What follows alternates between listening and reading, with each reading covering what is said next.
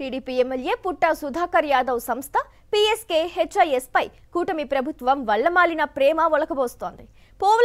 పోలవరం ఎడమ కాలువ 5A ప్యాకేజీలో అడుగు భాగం వెడల్పు పెరగడం వల్ల 2016 నుంచి 19 మధ్య అదనంగా మట్టి తవ్వకం, కాంక్రీట్ లైనింగ్ పనులు చేశారని, అందుకు 4,40,00,000ను అదనంగా చెల్లించేందుకు గ్రీన్ సిగ్నల్ ఇచ్చింది. గతంలో చేసిన పనులకు అదనపు బిల్లులు చెల్లించాలని పుట్టా సంస్థ పోలవరం సీఈకి ప్రతిపాదించగా అధికారి ప్రభుత్వానికి నివేదించారు.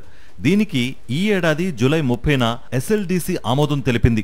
అనంతరం ఎస్ఎల్డీసీ సిఫార్సుతో పుట్టా సంస్థకు అదనంగా చెల్లించాలని సెప్టెంబర్ 7న పోలవరం సీఈ పంపిన ప్రతిపాదనకు ప్రభుత్వం అంగీకారం తెలిపింది. పోలవరం ఎడమ కాల్వలో 5వ ప్యాకేజీ పనులను 181,60,00,000కు సాబీర్ డ్యామ్ వాటర్ వర్క్స్ 2005 మార్చి 23న దక్కించుకుంది.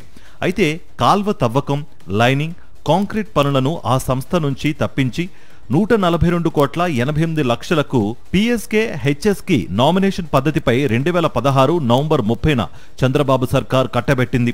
కఠిన శిలతో కూడిన భూమిని బ్లాస్టింగ్ చేయాలని, మట్టి తవ్వాల్సి వస్తుందని, దీనికి 1,11,00,000 అదనంగా చెల్లించాలని 2018 మే 22 నాటి టీడీపీ ప్రభుత్వం ఉత్తర్వులు జారీ చేసింది.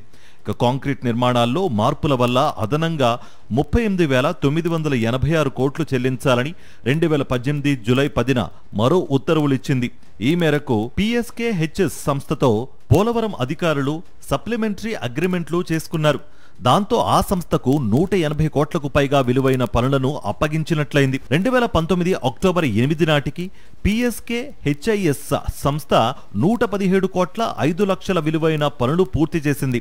కాగా పుట్టా సంస్థకు నామినేషన్ పై అప్పగించిన పనులను రద్దు చేసి వాటికి రివర్స్ టెండరింగ్ నిర్వహించాలన్న నిపుణుల కమిటీ చేసిన సూచనను గత వైఎస్ఆర్సీపీ ప్రభుత్వం అమలు చేసింది. కానీ మళ్లీ చంద్రబాబు ప్రభుత్వం వచ్చాక పుట్టా సంస్థ ఎడమ కాల్వ 5A ప్యాకేజీలో కంట్రోల్ బ్లాస్టింగ్ తో మట్టి పని చేశారని చూపి అదనంగా చెల్లించేందుకు గ్రీన్ సిగ్నల్ ఇచ్చింది. 2017 ఆగస్టు 6న ఎల్ఎస్సీ ప్రతిపాదన మేరకు చెల్లించింది పోగా మిగిలిన మొత్తాన్ని మంజూరు చేయాలని పేర్కొంది. వీటిని పరిగణలోకి తీసుకుంటే పుట్టా సంస్థకు అదనపు బిల్లుల రూపంలో 53.34 కోట్ల మేర ప్రయోజనం చేకూర్చినట్లు స్పష్టమవుతోంది.